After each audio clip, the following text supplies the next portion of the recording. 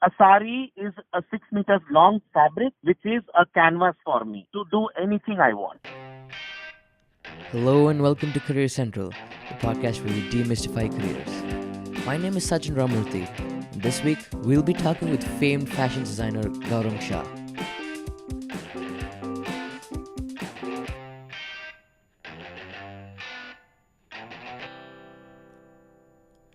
We see and admire their work on TV in the form of glamorous models walking across the runway.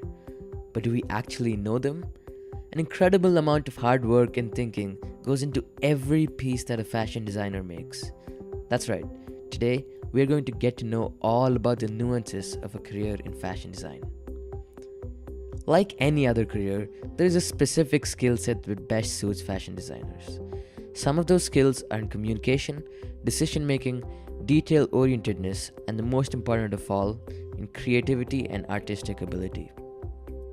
Many fashion designers have a bachelor's degree in a related field, such as fashion design or fashion merchandising. Employers usually seek applicants with creativity as well as a good technical understanding of the production process for clothing, accessories, or footwear. However, oftentimes, fashion designers establish their own lines with their own unique characteristics. Today, we have Mr. Gaurang Shah with us on the show.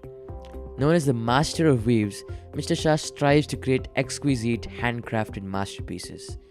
His hallmark traditions, sarees, are woven in the Jamdani weaving technique, which can take up to 2 years to weave depending on the design.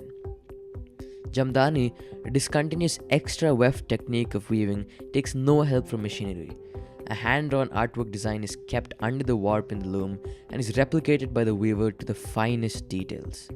It is almost like parsi embroidery done on the loom. Mr. Shah mostly deals with floral and geometrics drawn with inspiration from nature.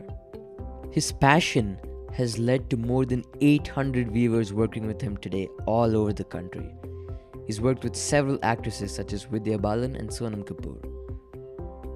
Well, let's get to the interview. Mr. Shah, according to you, what is the definition of fashion? What you wear, what you are comfortable with, what you like is fashion. Wow, that is a really simple definition. So, being a fashion designer sounds very glamorous. So, what motivated you into this profession? First of all, basically, I'm not a fashion designer. Okay. I am a textile artist. Okay. I don't call myself a designer. Fashion, though, is very, very far from me. I don't follow what the trends are nowadays. I am not into, generally for people, fashion means Western clothes, gowns. Yeah. For me, yes, that is fashion, it is right, but I am not into that. I am into sarees. I'm a very traditional, very, very Indian, very, very Indian person, liking our Indian heritage, which is sarees, which is one of the most beautiful garment, outfit, whatever you call, a lady has got to wear. So I work with weavers. I work with weavers all over India, more than 800 weavers in 16 states. Oh, wow. I work with weavers, I give them designs, I get sarees made, I promote that worldwide. So, get trained into this weaving technique, which is a very, very, you can say a very beautiful, very time-taking process. Because in Jamdani, what you do is generally you give a hand-drawn paper as long as the length of a sari or any length you want to give. Basically, you can make a dupatta, you can make a sari or a fabric running material, but you give a hand-drawn paper as long as you want with n number of design variations, n number of color variations, n number of texture variations. The hand-drawn paper is put underneath the warp, which we call the length of the fabric, the main yarn, and the weaver looks at it and weaves it. There is no machinery anywhere to help the weaver to weave. So depending on the design, the weaver will be weaving about say half an inch to 3 inches in a day, depending on the design, the number of colors and textures what we are giving. Okay. So the beauty of Jamdani is every inch, every centimeter, the design can change. Wow. The color thread can change. The texture of the thread can change. So this is a 6 meters of canvas which I have got, which I can experiment with, which I can put my thoughts, my dreams, my designs on it. Wow, that's really cool. So where do you actually get your inspiration from when you create designs? I don't know. Inspiration comes to me every minute. I look outside my window of the car, I see nature, I see people traveling, I see a person going in an auto rickshaw. I love the color of the garment, what she's wearing. I love something that becomes an inspiration for me. I keep getting ideas.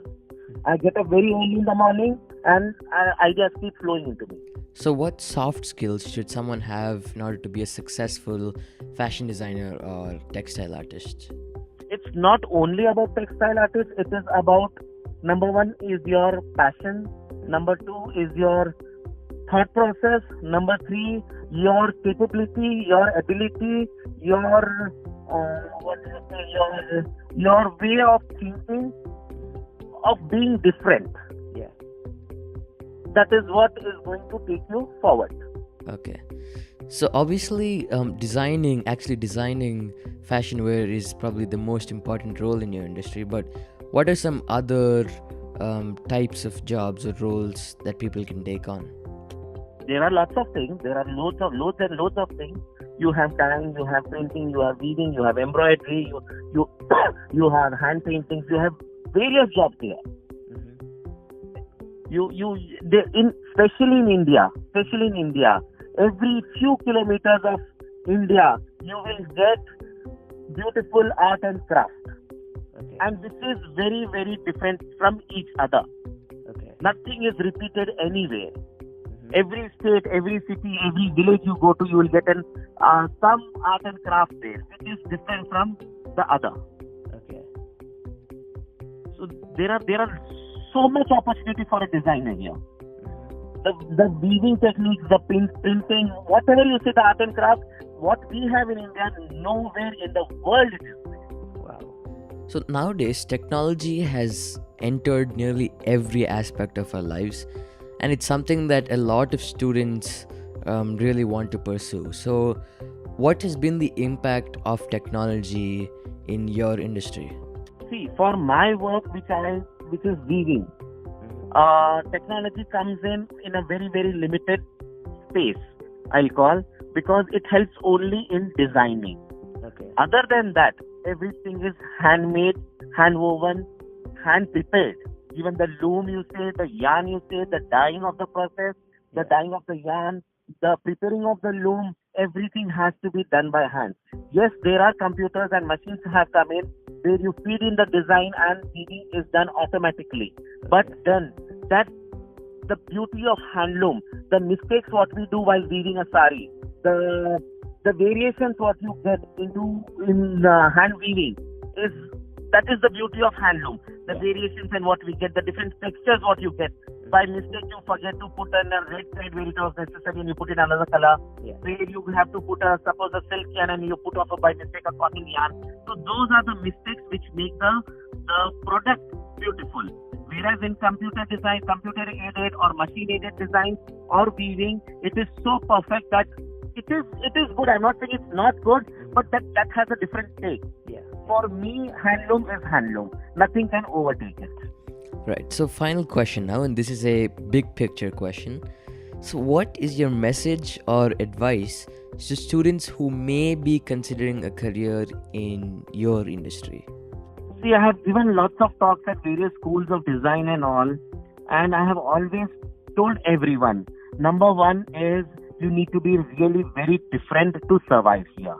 Okay. At present, there are, if you see, every city has n number of design schools, n number of students coming out. But if you see in the fashion world, there are just 5 to 6 names which have been there since last 20 years and are still there, and those are the names which everyone looks up to. Yeah. Why after those 5 names, why are there not any new names adding up to that level?